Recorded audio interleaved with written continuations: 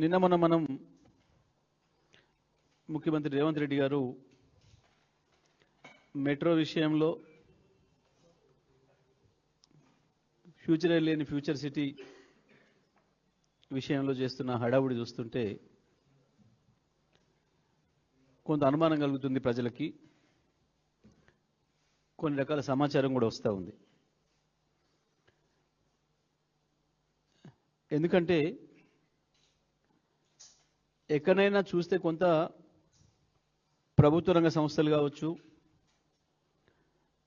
ఇతర ఏవైనా నష్టాల్లో ఉన్న వాటిని ఎట్లా వదిలించుకోవాలి, ఎట్లా తగ్గించుకోవాలి, ఖర్చు ఎట్లా తగ్గించుకోవాలి అని చెప్పి చూస్తూ ఉన్నాయి దేశవ్యాప్తంగా, ప్రపంచవ్యాప్తంగా అనేక ప్రభుత్వాలు. కానీ నిన్న మన ముఖ్యమంత్రి హైదరాబాద్ మెట్రో విషయంలో చేసిన పని ఏదైతే ఉందో దీని వెనకాల మతలబు ఉంది. 1000 కోట్ల రూపాయలు చేతులు మారినట్టుగా మాకు సమాచారం ఉంది. ఎందుకంటే నష్టాల్లో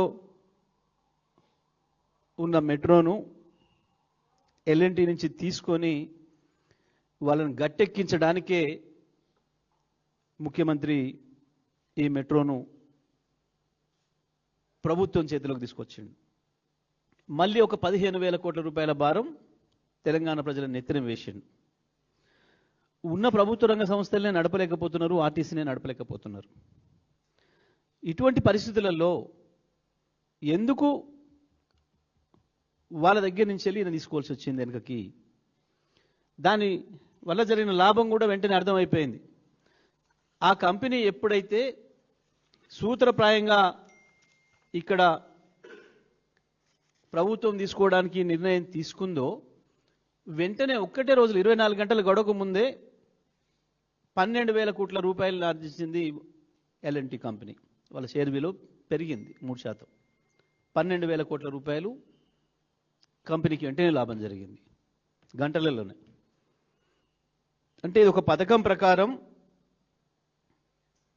వాళ్ళపైన ఒత్తిడి చేసి తీసుకొచ్చి ఇది తన చేతులకు తీసుకొని ప్రజలపైనేమో 15,000 కోట్ల భారం వేసిండు, తను ఒక 1000 కోట్ల రూపాయల లాభం పొందిండు. ఇవాళ హైదరాబాద్ ప్రజలకి ఆ మాత్రం కూడా రేపు ఆ మెట్రో అందుబాటులో లేకుండా చేసే కుట్ర చేసిండు. మనం చూస్తున్నాం ప్రభుత్వ రంగ సంస్థలు నడుపుతుంటే ఎట్లా ఉంటుందో, ఇబ్బందులు ఏమొస్తాయో. చాలా స్పష్టంగా దీని వెనకాల 1000 కోట్ల రూపాయల చేతులు మారినట్లుగా మాకు సమాచారం ఉంది. దీని మీద ఇంకొక కుట్ర కూడా జరుగుతూ ఉంది. మరొక దందా మొదలుపెట్టిండు. తీసుకొని ప్రభుత్వం చేతులు ఇట్టే ఉంచడా అంటే ఉంచడం లేదు. దీన్ని తొందరలోనే దీనికి సంబంధించిన దాదాపు 35,000 కోట్ల రూపాయల ఆస్తులు, 300 ఎకరాలకు పైగా ఉన్న భూమిని త్వరలోనే ఈయనకిష్టమైన, ఈయనకు దోస్తులైన అదానికి, మెగా ఇంజనీరింగ్ సంస్థలకి కట్టబెట్టడానికి ముందే ప్లాన్ చేసుకున్నాడు. మళ్ళీ అక్కడి నుంచే చెరొక 1000 కోట్లు, అక్కడి నుంచి చెరొక 1000 కోట్లు దండుకోవడానికి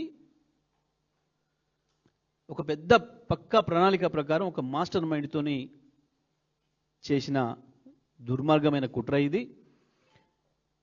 ఒకవైపేమో జీతాలు అడుగుతుంటే పైసలు లేవు, నన్ను కోసుకొని తింటారా అని మాట్లాడతాడు.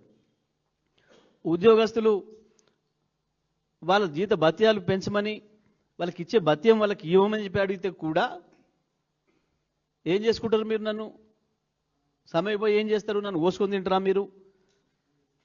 ఇంకా చిన్న చిన్న వర్కర్లు, అంగన్వాడీ టీచర్లు, ఆయాలు, కార్యకర్తలు, ఆశా వర్కర్లు, అన్నమండు పెట్టి వర్కర్లు, స్కూళ్ళల్లో, మున్సిపాలిటీలలో, గ్రామ పంచాయతీలలో పనిచేసే శానిటేషన్ వర్కర్లు, వాళ్ళ జీతాల గురించో బత్యాల గురించో మాట్లాడితేనేమో నన్ను గోసుకత్తినంటే మీరు ఏం చేస్తారు నన్ను అని మాట్లాడిండు. మరి ఈ 15,000 కోట్ల రూపాయల భారాన్ని ఎందుకు రాష్ట్ర ప్రభుత్వం మీద తీసుకుంటున్నాడు? ఒకవైపు అప్పులు తెచ్చుకుంటూ, నాకు రోజువారీ వెళ్ళాలంటేనే కష్టమవుతుంది, నేను ఎక్కడికైనా పోతే దొంగలు చూసినట్టు చూస్తున్నారు, మామూలుగా జీవ దొంగను చూసినట్టు చూసినా బాగుండు, బంగారం దొంగను చూసినట్టు బాగుండు, కానీ పుస్తకం దుబ్బుకోవడం చూసినట్టు బాగుండు కానీ మరి చెప్పులు వేసుకుపోయే దొంగలాగా చూస్తున్నారు అని చెప్పి ఆయనే సర్టిఫికేట్ కూడా ఇచ్చుకున్నాడు. గంత చీప్గా చెప్పులు ఎత్తుకపోయే దొంగ లెక్క చూస్తున్నారు, ఇతరులు దొరుకుని చెప్పులు ఎత్తుకపోయే దొంగలు చూసినట్టుగా అని చెప్పి. దొంగలలో కూడా తేడాలు ఉంటాయని, అందులో పుస్తలు దొబ్బెట్టోని బంగారం దొబ్బెట్టోని ఓ లెవెల్లో, జేబులు కొట్టిన ఓ లెవెల్లో, చెప్పులు దొబ్బిపోయేటోని ఒక లెవెల్లో చూస్తారని అంత హీనంగా నన్ను చూస్తున్నారని చెప్పి మాట్లాడాడు. మరి నువ్వు చెప్పులు తీసుకుపోయే దొంగలాగా నిన్ను చూస్తుంటే అప్పులు ఇవ్వకుండా ఎందుకు ఈ 15,000 కోట్ల రూపాయల భారం రేవంత్ రెడ్డి మన పైన వేసిండో ప్రజలు ఆలోచించాలి. చదువుకున్న వాళ్ళు ప్రజలు